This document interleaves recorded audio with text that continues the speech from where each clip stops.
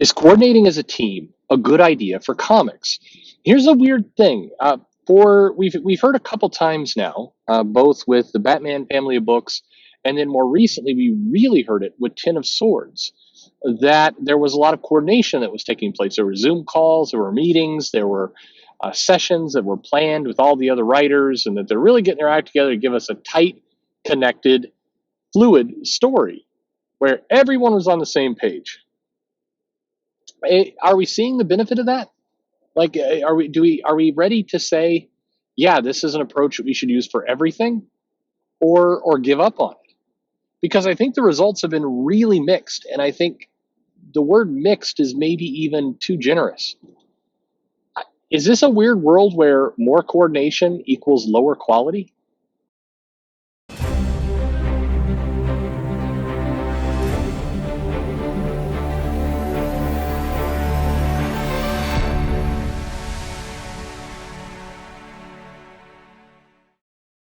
Hey everybody, this is Perch. This is me just posing the question out there, and follow me along here. I want people to understand my perspective. This is not me taking a big crap on Ten of Swords or the Batman books or any of the rest. It's me posing a question that I think we're seeing a result that is differing from what we would expect.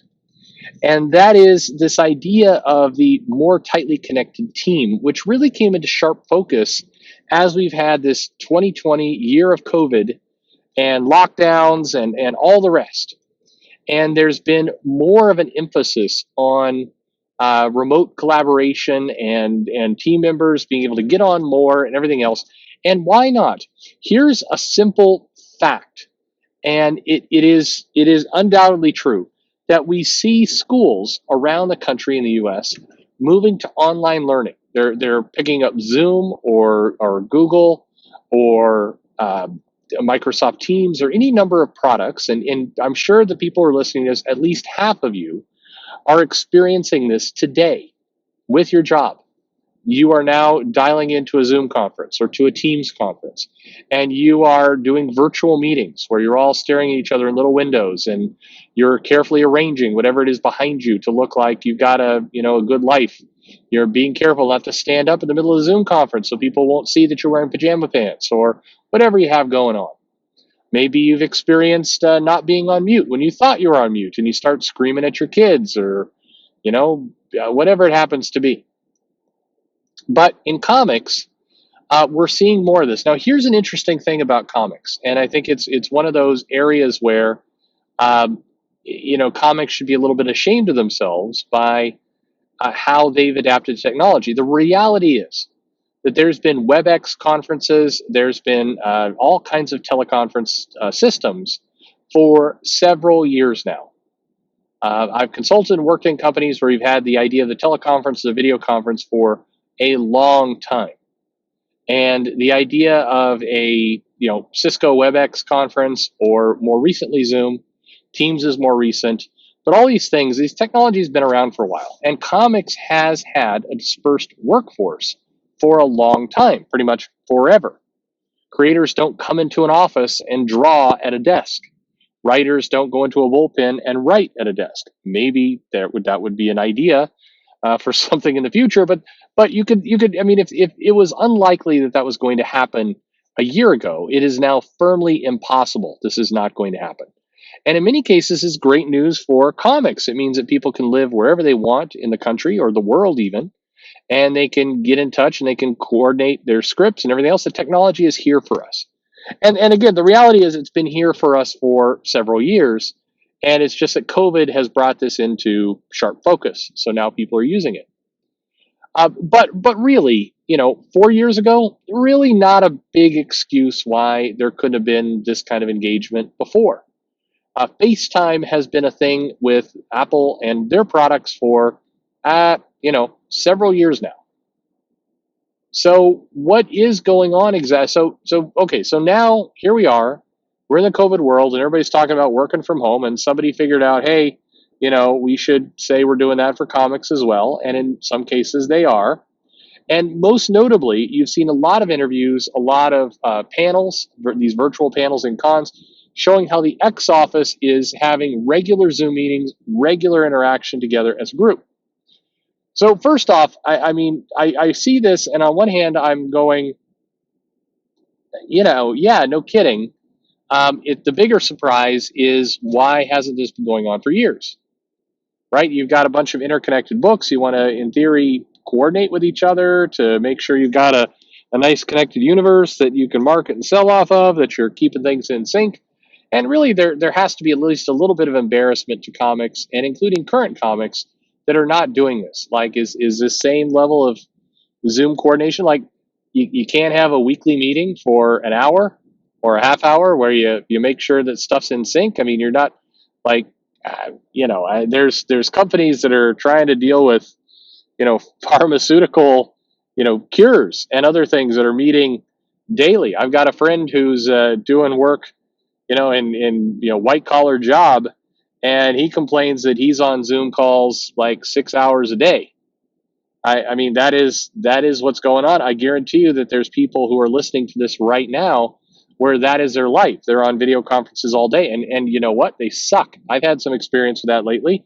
It sucks. You take a consulting gig, and suddenly I'm on calls all day long. It's terrible, but you do it because that's how work gets done, and that's how things happen. However, are we seeing a better result from that? The X office was talking about their tight coordination and continuity, and how they're really, having a really good connected universe and everything else. However, as a reader, it's hard to believe that. Just recently, and spoilers here if you've not read the most current issue of Excalibur in Ten of Swords. So tune out now.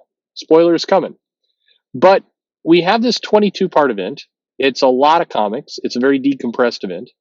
It's a cash grab. There's hardly, no matter how you look at it, if you love it or hate it, the idea that they threw some other issues in here is a way for them to sell more books. This isn't a thank you to the fans by adding more books to it. They would give those issues away for free if it was a thank you to the fans, but they're charging for all these comics. So I've seen some people in the X office like, we really wanted to say thank you to the fans for supporting the Dawn of X line and all the books. So that's why we added a bunch of extra comics to Ten of Swords. It's like, yeah, it's not how it works. You're charging people for those comics. You don't say, hey, thank you to the fans. Here's some more things you could pay for. That's some weird logic there. I'm just gonna say that's I'm gonna say no to that bit of logic. But in Ten of Swords, you had in this an entire issue devoted to Douglas Ramsey and the fact that he was not ready for this, and he was probably going to die, and he needed to train with Ilyana, and it was a big deal. Like bad things are coming to old Doug, who is not ready for this. He's not ready for this at all. And then the swerve is that we get into the tournament, and surprise, he doesn't have to fight at all. So the whole bonding with Warlock and all the rest, not necessary because he's getting married. Now, maybe we're getting another swerve, because the other thing we've learned is apparently, it's not like one match per person. It's, a lot of people can fight in multiple matches. So who knows how many tournament matches we're going to get. We can run up the score to 60. I mean, who knows? So maybe we're still going to get a sword fight with old Cypher here. Maybe. Hard to tell. But it's hard to imagine. It's hard to read, New Mutants, who I believe was written by Vita Ayala, I think, for this issue. I may be incorrect about that, but I think she wrote this. I'm not sure that's true, actually. Whatever. No, maybe Ed Brisson. Okay, it doesn't matter. At any rate, somebody wrote this first issue of New Mutants, and it was, and we had dialogue with Ilyana. We had her talking about the seriousness of the event, and people will die, and they're not ready, and it's really dangerous. And we had Gorgon and other people show up talking about how it was really super dangerous. And then the newest issue of Excalibur, Ilyana's like, oh my God, I didn't realize. I think people could die here. Gosh. I was like, okay, there's no coordination going on in this office. That's crap. You can't tell me you guys are tightly coordinating if you're writing these characters acting radically different from issue to issue. You have Cable over in his book kind of hanging out with Cyclops and Jean, and being competent and doing some stuff. And then we have Cable written in Marauders, where he's basically gets caught sucking his thumb, and he's juvenile, and it's just like, okay, if this was a coordinated book, it reads like a schizophrenic wrote this. And so, not to beat up just too much on X-Men, if you hop over to DC and you look at the core Batman line of books, again, nice people involved. James Tynion is a good guy, he's a good planner, not no shade to the individuals. However, this idea that the Bat Office was really tightly coordinating some of their stuff, if you read Joker War and you read that crossover, it didn't read that way. And the comics are doing their own thing. And for that matter, DC's meanwhile cheerfully marketing in a way that in the new Omniverse continuity doesn't matter so much. We're just talking about good stories. So, what gives? And I've started to come back to the, maybe less coordination. I'm not saying, I'm saying that kind of jokingly, but um, we have people spending time on Zoom calls. The only thing I can think of is that when the group of people get together, it's kind of like, well, here, I'll throw one more example before we get there. Marvel has much touted the writers' summits, where all the writers get together and they plan and they put some stuff in a good continuity, and they basically make sure that we can reuse each other's characters, and we can have some fun crossovers, and we won't have the same villain attack twice, and all the rest. We hear these writer summits happen. It's a good place for us all to get together, collaborate, get on the same page. And then in the year that follows, you get like Dakin showing up in 3 random places, once as a villain, once as a hero, once as something in between. You get Ultron showing up as a supervillain in one book, and then like a funny talking comic relief thing over in Squirrel Girl. We get Kraven the Hunter as a huge threat over here, and then in a different book, it's a different Kraven who's happy-go-lucky and maybe a hero, and then he's in Deadpool as well. And it's like, okay, so if the goal was to coordinate stuff out, you sucked at that goal. We see these events roll out, and the issues do not cross over properly, and there's scheduling slips and other things. So it's like, I'm not sure what you're doing at these writer summits. You see people sitting around a restaurant, there's some bottles of wine out there, and I have to imagine there's a ton of weed involved. I mean, I'm saying no. I'm saying you'd be better off if you didn't brag about how tightly connected and coordinated everybody is, because that is not the impression that the readers and the buyers of the comics are getting. It's just not. So I'm sorry. So where do we, what's the answer here? I think that the secret is really this. Whether you do a ton of coordination, synchronization, get everybody on the same page, or not, none of that makes up for, not being a good writer. If you don't know how to craft a story, if you are an editor who does not have good coordination skills, you can't properly communicate what's going on here or there, if you can't meet a deadline as an artist, coordination, Zoom calls, being all on the same page, being tightly in sync, it does not cure that problem.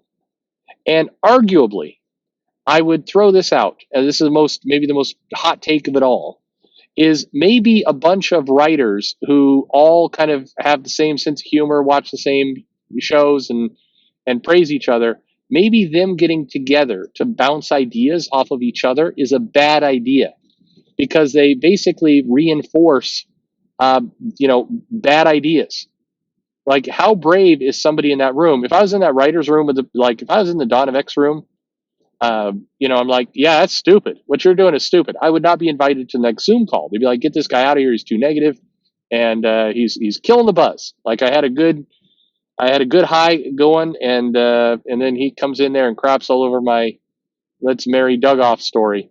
It's like, so I think maybe there's a problem of, you get everybody together and it's creating this false positive that this idea is really super and great, and should move forward, and we've worked out all the kinks, where if you weren't on a Zoom call together, maybe you'd be expanding your bubble out to, I don't know, your local comic shop or some fan or somebody else who might give you some honest criticism, because the current criticism is clearly not getting to your ears, and so I think it's not working. I don't know. What do you think? Do we have? Is it possible we have too much coordination? Is it possible? Well, first of all, is it possible that none of this coordination is really happening and this is just people blowing smoke? Or are we actually having the coordination and the results we're getting is somehow worse? What do you think? What's your opinion on all of this? Is there merit to any of these ideas? What do you think? Leave a comment below. Like, subscribe, click the bell for notifications. Say something nice, say something mean. Tell me I'm thinking too much. I don't know. Whatever it is. Ask what that beep was in the background just now. Thank you for listening.